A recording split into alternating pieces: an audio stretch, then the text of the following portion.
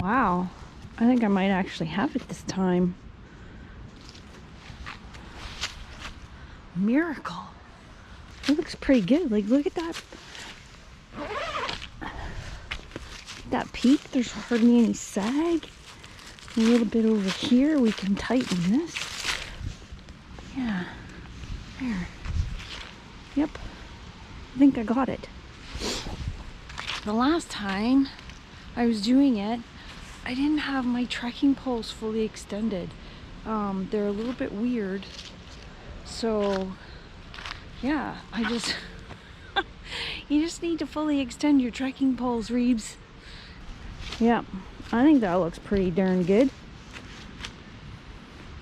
It's just a weird shape. Like, it's square, but not.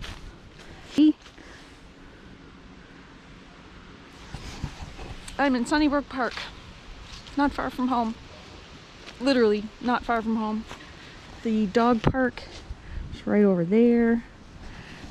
I just needed to trial setting up the tent again because I'm going out next weekend with Katana. We're going out to Algonquin for a few nights, and Cindy Lou is coming, and she's got herself all tangled up because she got off her place. Come on, place. Good girl. So, as well as setting up my tent, and yeah, that was the first try this time again, and it's done, so I guess I'm not as much of a dunce as I thought. I thought I would give you some tips about hiking. Cindy Lou, sit, place. Good girl, stay. I thought I would give you some tips of hiking in the Queen Elizabeth II Wildlands. Now, this is only going to be probably for the 2 people in Ontario who watch my channel. But if you come up to Ontario or over or whatever, it is a for now unorganized park, so it's free. It's free to camp there, and you just have to get there early. So tip number 1 for hiking, backpacking, and camping in Queen Elizabeth II Wildlands: get there early, especially if you want to camp, because there's no reservation service. And there are designated camping spots. You are only supposed to camp in the designated camping spots. You're not supposed to camp where it's not designated. Now, if you watched my last video, you know that sometimes it's gonna happen. So, Cindy Lou, please sit. If you go on a long weekend, get there early, or like a day early. If it's Monday is the holiday, then go Friday or even Thursday evening, or go in the middle of the week. There's not as many people there in the middle of the week. Tip number 2, it is only an 18-kilometer loop, but it is quite challenging in some spots. You can do the 18-kilometer loop in one day, but take water, lots of water. There's not a lot of water access on the trail. Water access is mostly at the campsites, and the campsites, some of them are quite a ways off trail.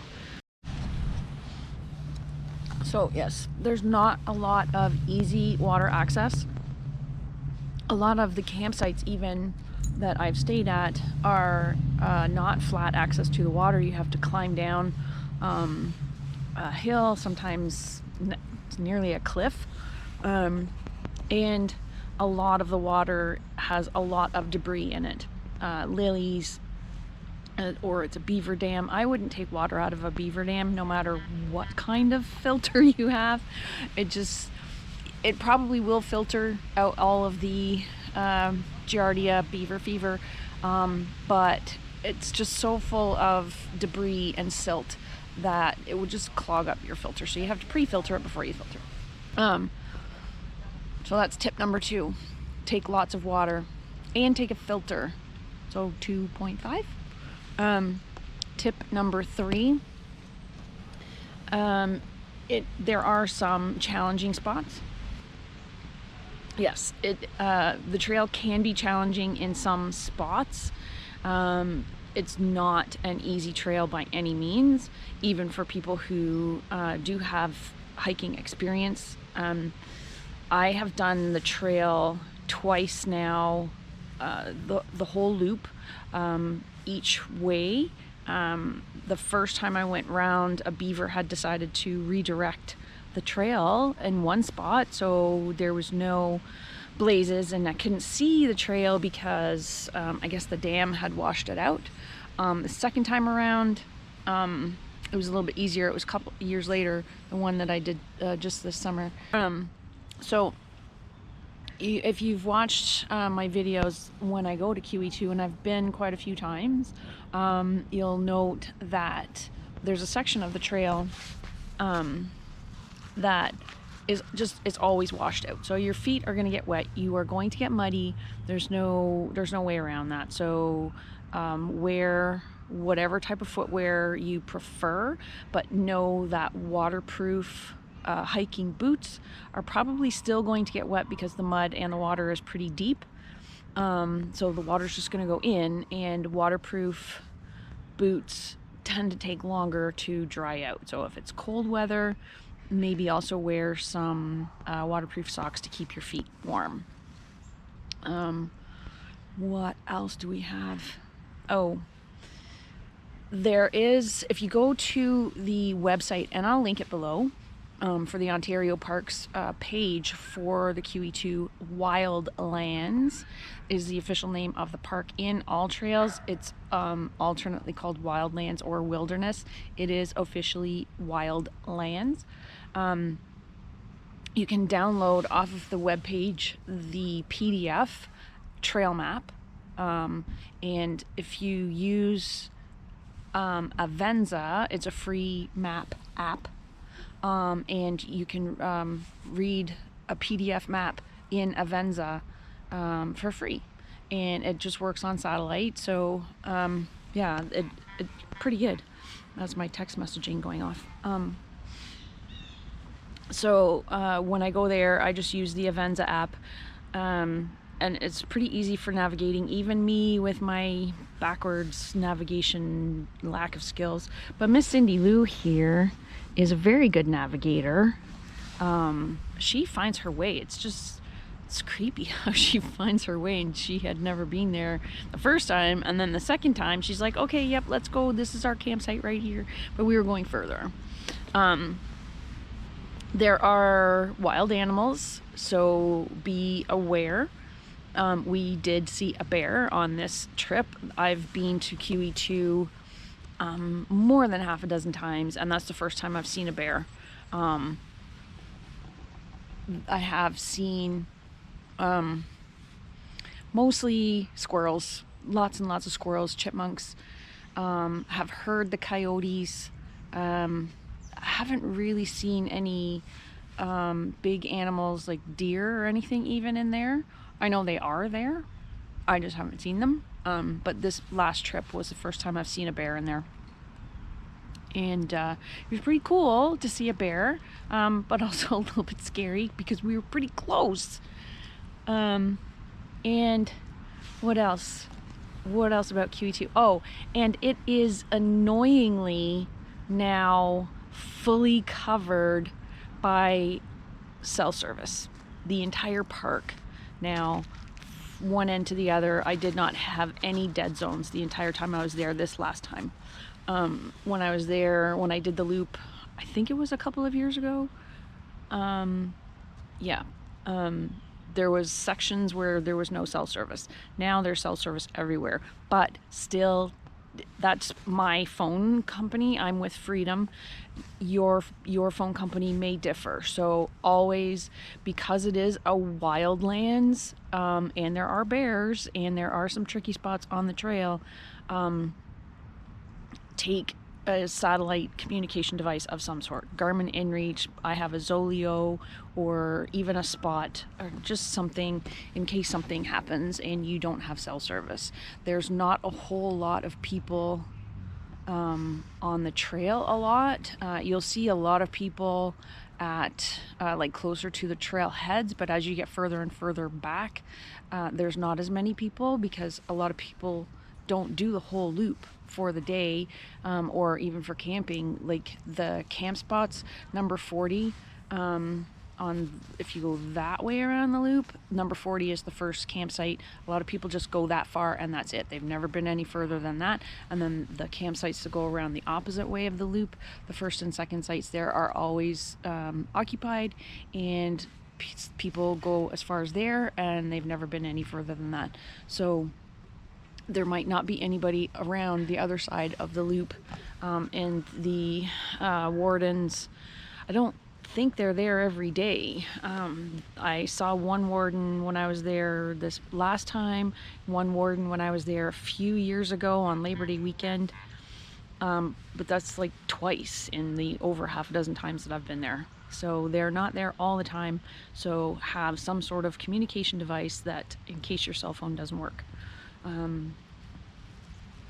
Going around the pole dance tree, it's easier going down than it is going up. So if you, I'll put a map up and I'll show you which direction, where, not exactly where the pole dance tree is, because I'm not exactly sure, but which direction to go, where you will go down the tree, as opposed to coming up.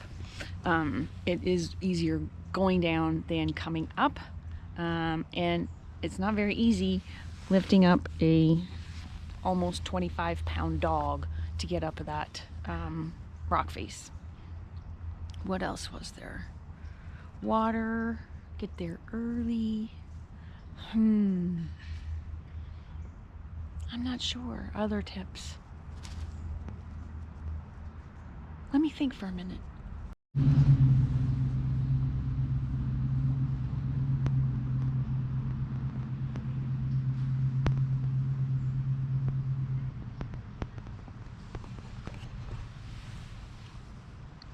I'm munching my lunch, but there's some rain coming in, so we might have to pack up and get ready to go. So maybe I'll go home and make a hot chocolate and think of some other tips for you. What else didn't we talk about? What do we need to tell them? Oh, go in the shoulder seasons, because the bugs there are insane in the summer. I've been there in the spring when the ground is still frozen. I've been there in the fall, when the bugs are gone for the season. In the summer though, it's just crazy. Cindy Lou, our last trip, was just covered in insect bites. I don't know what they were, but she was not at all comfortable. I wasn't getting bit. She was getting bit like crazy. So if you take your dog, try to get some additional insect repellent that is safe for dogs that you can put on them, and spray their bedding as well, because she was just getting eaten alive. And she takes the regular mosquito, tick, and flea treatment. So I don't know what it was that got through that. And some humans that I have gone camping there with, they just get eaten alive, even with DEET on some of them. So the bugs there are just relentless. I just don't normally get bitten. I don't know why. They just don't tend to like my blood very much, which is fine with me. When I was a kid, I used to get bitten all the time. I don't get bitten so much anymore. I occasionally, but not very often. Here comes another plane. Cindy Lou did amazingly well when we were at QE2 for the challenge that it is, and for having seen a bear. I'm not sure that she saw it. I think she might have. She certainly heard it. There were other animals that ran through our campsite, and she would just growl, maybe bark once, and that was it. So she was doing pretty good. Better than she does at home when she hears a dog barking outside.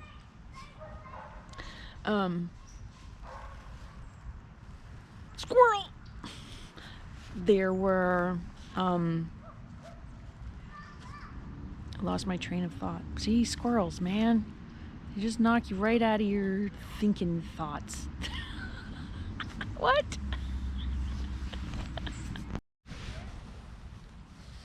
So I've completely lost my thinking thoughts. I just wanted to first test my tent, see if I can test myself. Actually, the tent is fine. It's me. And see if I can put it up. And yes, I can. I just have to remember to fully extend my poles. And give you some tips on hiking the Queen Elizabeth II Wildlands. Because I've been out there quite a few times now myself. One-nighters, two-nighters, do the loop, go in and out, which way, just to get out of the city. It is annoyingly now fully accessible by cell service, but, for some people that's good. For me, I want to get away from people. And the last time we went, we didn't see any people for nearly 2 days, like 2 solid days, no people at all. So that was good. It's quiet. Not as many airplanes as there are over this park. But there is a guy who has some private land there and a seaplane. So there is some air traffic that goes over the park and into the park. Well, I hope that you found that helpful. If you are someone who wants to go and hike the Queen Elizabeth II Wildlands, I'll put the link in the description below so that you can download the map. And Cindy Lou says, it's time to go, mommy, because we're going to get a storm and we don't want to get wet. She also wants my beef jerky. So, thanks for watching, folks. If you enjoyed this video or you found it helpful, hit the like button, subscribe for some more, and I'll catch you later.